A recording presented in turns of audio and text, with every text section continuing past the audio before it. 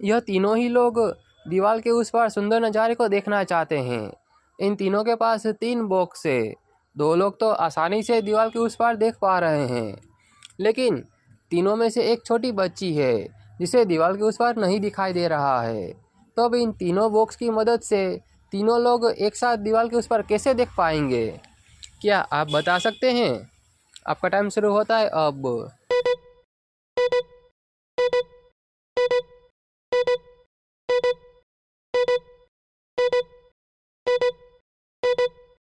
तो चलिए इस वाले का आंसर देखते हैं। देखिए, पहले नंबर पर जो आदमी है वो काफ़ी लंबा है। उसे किसी भी बॉक्स की ज़रूरत नहीं है। वो बिना बॉक्स के भी दीवार के उस पार देख सकता है। तो वो अपना बॉक्स छोटी बच्ची को दे सकता है। अब छोटी बच्ची थोड़ी ऊपर आ चुकी है। अब दूसरे नंबर पर जो लड़की खड़ी है वो काफ़ी ऊपर है, मतलब कि वो एक बॉक्स के ऊपर से भी दीवार के उस पार देख पाएगी। तो वो अपना एक बॉक्स भी उस बच्ची को दे सकती है। तो अब देखिए, वो छोटी बच्ची दोनों बॉक्स के ऊपर चढ़कर आसानी से दीवार के उस पार देख पा रही है। मतलब कि अब तीनों ही लोग दीवार के उस पार आसानी से देख पा रहे हैं। तो चलिए देखते हैं अगली पहेली। एक बार समुद्र किनारे 2 बचपन के दोस्त मिलते हैं। अब उन दोनों ही दोस्तों में बिल्कुल भी नहीं बनती थी। आपस में मिलते ही झगड़ा करने लगते हैं। वो दोनों झगड़ ही रहे थे कि तभी अचानक से एक जीन आ जाता है।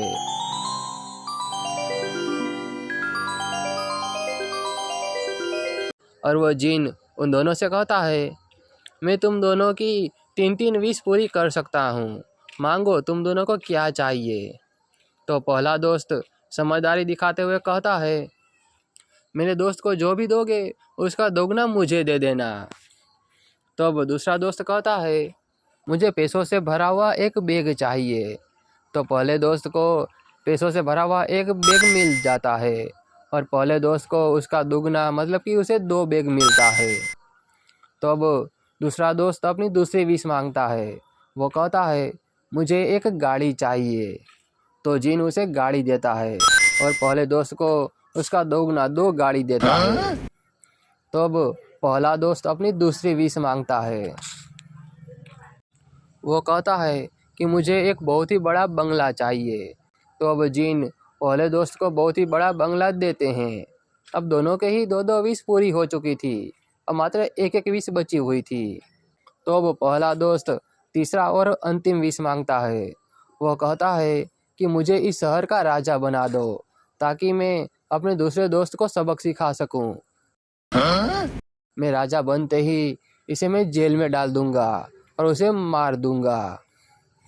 तो फिर पहले दोस्त ने जैसा कहा था वैसा जिन पहले दोस्त को उस शहर का राजा बना देता है। अब दूसरे दोस्त के पास एक आखिरी विश बची हुई थी। वो जानता था कि अब पहला दोस्त राजा बन चुका है, अब वो उसे छोड़ेगा नहीं। मतलब कि उसे कैसे भी करके उससे तो बचना ही होगा। तो तीसरा दोस्त समझदारी दिखाते हुए कोई विश मांगता है। क्या आप बता सकते हैं कि दूसरे दोस्त को ऐसा कौन सा विश मांगना चाहिए ताकि वो अपने पहले दोस्त से छुटकारा पा सके और उसे सबक भी सिखा सके? आपका टाइम शुरू होता है अब।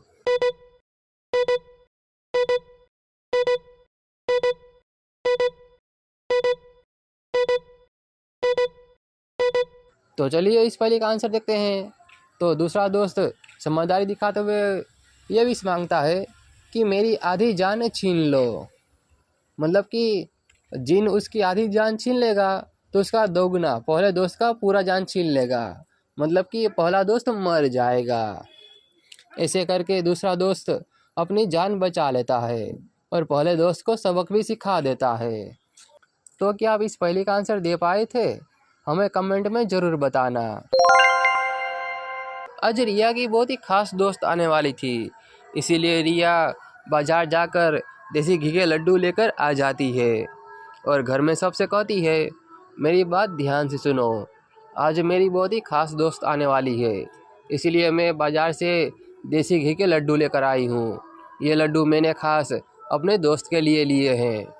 मुझे पता है कि तुम तीनों को भी देसी घी के लड्डू बहुत ही पसंद है, लेकिन जब तक मेरी दोस्त नहीं आती तब तक तुम तीनों में से कोई भी इसे नहीं खाएगा। इतना बोलकर रिया वहाँ से चली जाती है। फिर कुछ देर बाद जब रिया लड्डू लेने के लिए जाती है तो देखती है कि वहाँ पर एक भी लड्डू नहीं थे। सारे लड्डू गायब हो चुके थे। मतलब कि उन तीनों में से किसी एक ने सारे लड्डू खा लिए थे। लेकिन किसने? रिया जब तीनों से पूछती है तो तीनों कहती है, प्रिया, मैं तो किचन में खाना बना रही थी, मुझे कुछ नहीं पता। सीमा, मैं अपने दोस्त के साथ बातें कर रही थी, मुझे कुछ नहीं पता। अलीना, मैं तो चेस खेल रही थी, मुझे नहीं पता, मैंने नहीं देखे आपके लड्डू। तीनों की बातें सुनकर रिया सब कुछ समझ जाती है कि इन तीनों में से लड्डू किसने खाए हैं। क्या आप बता सकते हैं? आपका टाइम शुरू होता है अब।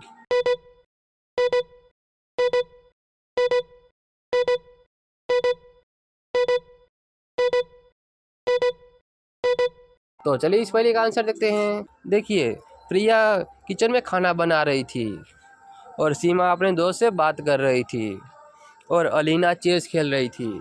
लेकिन चेस खेलने के लिए तो दो लोग चाहिए, यहाँ पर तो वो अकेले ही खेल रही थी। मतलब कि एलिना झूठ बोल रही है, उसी ने सारे लड्डू खाए हैं। रिया उसे पकड़ लेती है। तो चलिए देखते हैं अगली पहेली। आपके सामने एक इमेज है, इसमें एक आदमी मर गया है। क्या आप इस इमेज को देखकर बता सकते हैं कि इसने खुदकुशी की है या फिर किसी ने इसे जान से मारा है? आपका टाइम शुरू होता है अब।